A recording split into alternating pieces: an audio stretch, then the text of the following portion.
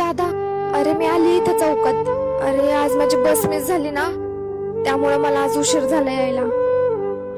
बरं ऐक ना, माझी चार्जिंग पण संपत आलीये, 1% उरलीये. तू आहे ना चौकातच ये, मी इथंच थांबते. आणि प्लीज थोडस शिट.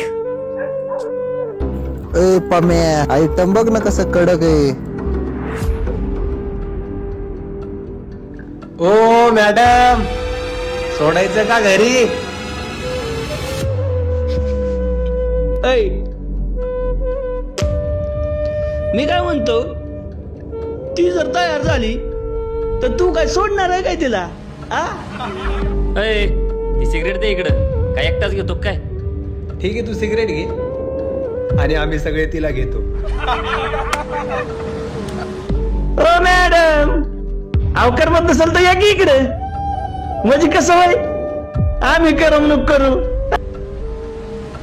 तू असं बोलावली इंका ती?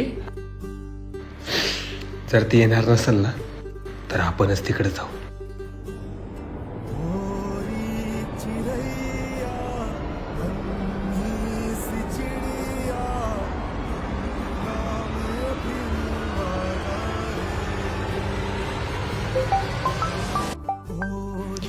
ए थांबा, बहिणीचा फोन आहे.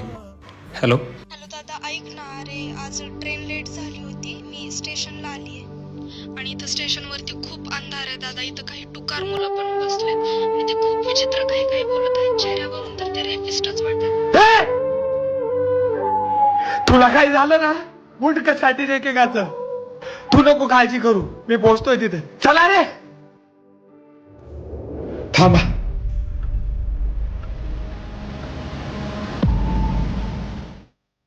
ते ताईडे, सॉरी.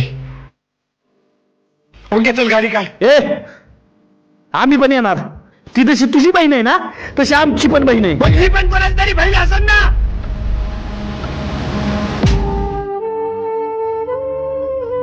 हे बघा, जोपर्यंत हिला घ्यायला कोणी येत नाही ना, तुम्ही इथंच थांबायचं. आम्ही दोघं जातो. प्रत्येक मुलांनी एक गोष्ट समजून घेतली पाहिजे. एकटी मुलगी म्हणजे संधी नसते. ती कोणाची तरी मुलगी, कोणाची तरी बायको आणि कोणाची तरी बहीण असते.